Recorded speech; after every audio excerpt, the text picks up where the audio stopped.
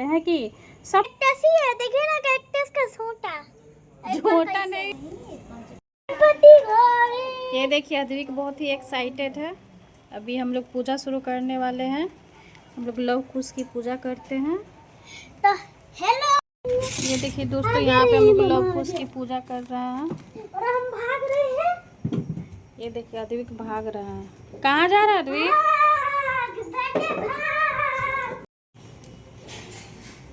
ये देखिए हम लोग लव कुश की पूजा करते हैं आज के दिन।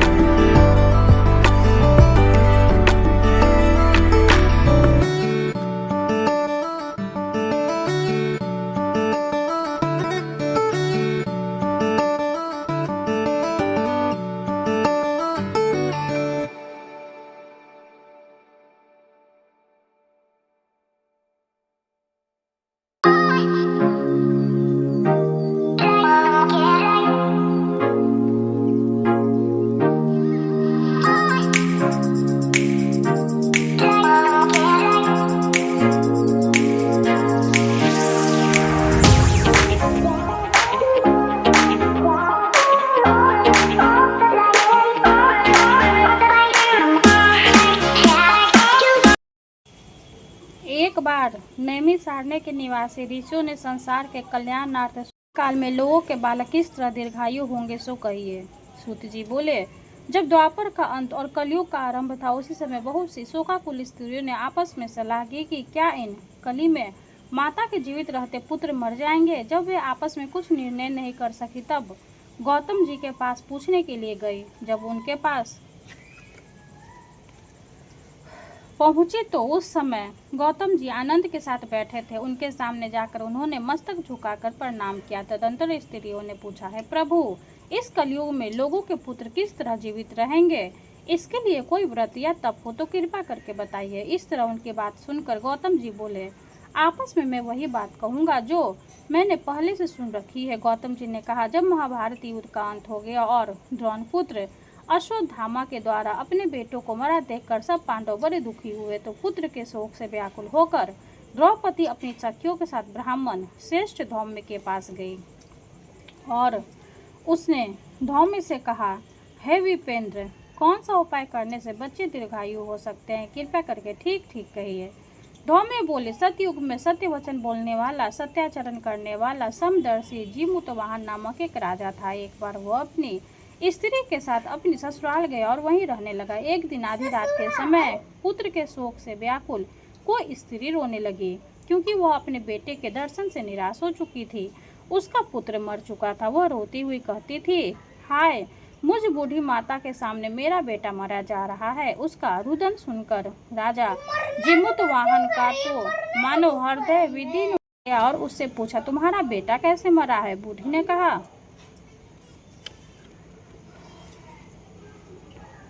गरुड़ प्रतिदिन आकर गांव के लड़कों को खा जाता है। इस पर दयालु राजा ने कहा, माता, अब तुम रो मत, आनंद से बैठो, मैं तुम्हारे बच्चों को बचाने का यत्न करता हूँ। ऐसा कहकर राजा उस स्थान पर गया जहाँ गरुड़ आकर प्रतिदिन मांस खाया करता था। उसी समय गरुड़ भी उस पर टूट पड़ा और राजा के शरीर का मांस खाने लगा। जब अतिशय तेजस्वी गरुड़ ने राजा का बायां अंग खा लिया तो झटपट राजा ने अपना दाहिना अंग फेर कर गरुड़ के सामने कर दिया। यह देखकर गरुड़ जी ने कहा, देव योनियों में तुम कौन हो? तुम मनुष्य तो नहीं जान पड़ते। अच्छा, अपना जन्म और कुल बताओ। पीड़ा से व्याकुल मन वाले राजा ने कहा, है पक्षीराज, इस तरह के प्रश्न करना व्यर्थ है। तुम अपनी इच्छा भर मेरा मांस खाओ। यह सुनकर गरुड़ रुक गए और बड़े आदर से राजा के जन्म और कुल की बात करने लगे। राजा ने कहा, मेरी माता का नाम है शम्या और मेरे पिता का नाम शालिवाहन है। सूर्य वंश में मेरा जन्म हुआ है और जीमूतवाहन मेरा नाम है। राजा की दयालुता देखकर गरुड़ ने कहा, हे महाभाग, तुम्हारे मन में जो अभिलाषा हो वह वर मांगो। राजा ने कहा, हे पक्षीराज, यदि आप मुझे वर दे रहे हैं तो वर दीजिए कि आपने अब तक जिन प्राणियों को खाया है वे सब जीवित हो जाए। है स्वामीन, अब से आप यहाँ बालकों को ना खाएं और कोई ऐसा उपाय करें कि जहाँ जो उत्पन्न हो वे लोग बहुत दिनों तक जीवित रहे। धौम्य ने कहा कि पक्षीराज गरुड़ राजा को वरदान देकर स्वयं अमृत के लिए नागलोक चले गए। वहां से अमृत लाकर उन्होंने उन मरे मनुष्यों की हड्डियों पर बरसाया। ऐसा करने से सब लोग जीवित हो गए जिनको कि पहले गरुड़ ने खाया था। राजा के त्याग और गरुड़ की कृपा से वहाँ वालों का बहुत कष्ट दूर हो गया। उस समय राजा के शरीर की शोभा दूनी हो गई थी। राजा की दयालुता देखकर गरुड़ ने फिर कहा, मैं संसार के कल्याणार्थ एक और वरदान दूंगा। आज अश्विन कृष्ण सप्तमी से रहित शुभ अष्टमी तिथि है। आज ही तुमने यहाँ की प्रजा को जीवन दान दिया है। हे वत्स, अब से यह दिन ब्रह्म भाव हो गया है जो मूर्ति भेद से विविध नामों से विख्यात है। वहीं त्रिलोक के से पूजित दुर्गा अमृत प्राप्त करने के लिए अर्थ में जीवित पुत्रिका कहलाई है। सो इस तिथि को जो स्त्रियां उस जीवित पुत्रिका की और कुश की आकृति बनाकर तुम्हारी पूजा करेगी तो दिनों दिन उनका सौभाग्य बढ़ेगा और वंश की भी बढ़ती होती रहेगी। हे महाभाग, इस विषय में विचार करने की भी आवश्यकता नहीं है। हे राजन, सप्तमी से रहित और उदय तिथि के अष्टमी को व्रत कर, यानी सप्तमी विध अष्टमी जिस दिन हो उस दिन व्रत न कर शुद्ध अष्टमी को व्रत करे और नवमी में पारण करे। यदि इस पर ध्यान न दिया गया तो फल नष्ट हो ही जाएगा और सौभाग्य तो अवश्य नष्ट हो जाएगा। जीमूतवाहन को इस तरह का वरदान देकर गरुड़ वैकुंठ धाम को चले गए और राजा भी अपनी पत्नी के साथ अपने नगर को वापस चले गए। धौम्य द्रौपदी से कहते, हे देवी, मैंने यह अतिशय दुर्लभ व्रत तुमको बताया है। इस व्रत को करने से बच्चे दीर्घायु होते हैं। हे देवी, तुम भी पूर्वोक्त विधि से यह व्रत और दुर्गा जी का पूजन करो तो तुम्हें अभिलषित फल प्राप्त होगा। मुनिराज धौम्य की बात सुनकर द्रौपदी के हृदय में एक प्रकार का कौतूहल उत्पन्न हुआ और पूर्वास ने स्त्रियों को बुलाकर उनके साथ यह उत्तम व्रत किया। गौतम ने कहा, यह व्रत और इसके प्रभाव को किसी एक चीनी ने सुन लिया और अपने सखी सियारिन को बतलाया। इसके बाद पीपल वृक्ष की शाखा पर बैठकर उस चीनी ने और उस वृक्ष के खोते में बैठकर सियारिन ने भी व्रत किया। फिर वही चीनी किसी उत्तम ब्राह्मण के मुख से यह कथा सुनाई और पीपल के खोते में बैठी हुई अपनी सखी को सुनाया। सियारिन ने आधी कथा सुनी ही थी कि उसे भूख लग गई और वह उसी समय शव से भरे हुए शमशान में पहुंची। वहां उसने इच्छा भर मांस का भोजन किया और चीनी बिना कुछ खाए पिए रह गई। जब सवेरा हो गया, सवेरे वह गौशाले में गए और वहां गौ का दूध पिया। इस तरह नवमी को उसने पालन किया। कुछ दिनों बाद वे दोनों मर गए और अयोध्या में किसी धनी व्यापारी के घर जन्मे। संयोग से उन दोनों का जन्म एक ही घर में हुआ। इसमें सियारिन जेठ हुई और चीनी छोटी। वे दोनों सभी शुभ लक्षणों से युक्त थे, इसलिए बड़ी लड़की काशीराज के और छोटी उनके मंत्री के साथ ग्रह पत्य अग्नि के सामने विधि पूर्वक ब्याही गई। पूर्व जन्म के कर्म फल से वह मृगनयनी रानी हुई। जिस किसी भी संतान को उत्पन्न करती वह मर जाती और पूर्व जन्म की बातों को स्मरण करने वाली मंत्री की पत्नी ने अष्ट वसुओं के सदृश तेजस्वी 8 बेटे उत्पन्न किए और सभी जीवित रह गए। अपनी बहन के उन पुत्रों का सिर कटवाकर पिटारी में रखवाया और वह पिटारी उनकी माता मंत्री पत्नी के पास भेज दिया, परंतु वे 8 सिर बेशकीमती जवाहरात हो गए और भले चंगे वे 8 लड़के अपनी माता के पास वापस चले गए। उनको जीवित देखकर राजपत्नी को बड़ा विस्मय हुआ। अंत में वह मंत्री की पत्नी के पास आई और उसने पूछा, बहन, तुमने कौन सा ऐसा पुण्य किया है जिससे बार बार मारे जाने पर भी तुम्हारे बेटे नहीं मरते? फिर मंत्री की पत्नी ने कहा, पूर्व जन्म में मैं चीनी थी और तुम सियारिन, दोनों ने व्रत किया था। तुमने व्रत के नियमों का भली भांति पालन नहीं किया था और मैंने किया था। इसी दोष से हे बहन, तुम्हारे बेटे नहीं जीते हैं। ओ राजरानी, अब भी तुम उस जीवित पुत्र का व्रत करो तो तुम्हारे बेटे दीर्घायु होंगे। मैं तुमसे सच सच कह रही हूँ। उसके कथानुसार रानी ने व्रत किया, तभी से उसके कई बेटे सुंदर और दीर्घायु होकर बड़े बड़े राजा हुए। सूत जी कहते हैं कि सब प्रकार का आनंद देने वाला मैंने यह दिव्य व्रत बतलाया। स्त्रियां चिरंजीवी संतान चाहती हो तो विधि पूर्वक यह व्रत करे। कथा समाप्त हुई।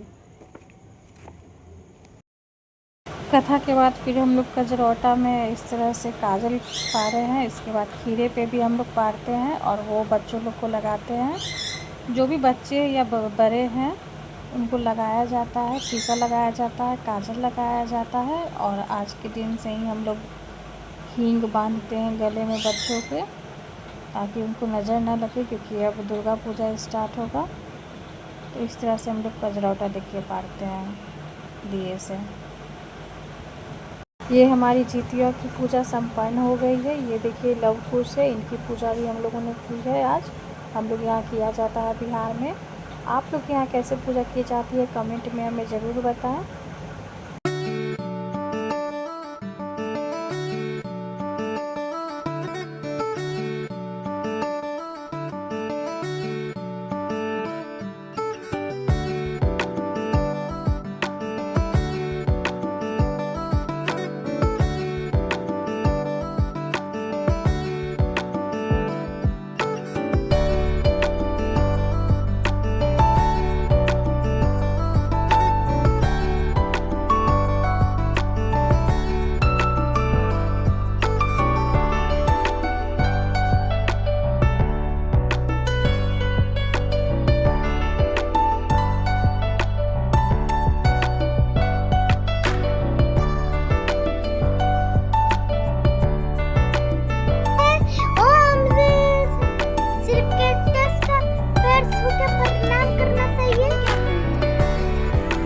हम आपको कभी भी नहीं